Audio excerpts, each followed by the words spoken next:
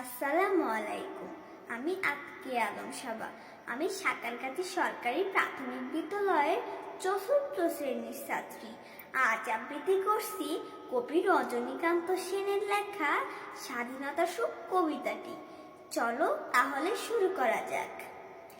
বাবুই পাখিরে ডাকি, বলেছে চড়াই, কুড়ে ঘরে থাকি, করো শিল্পের বড়াই।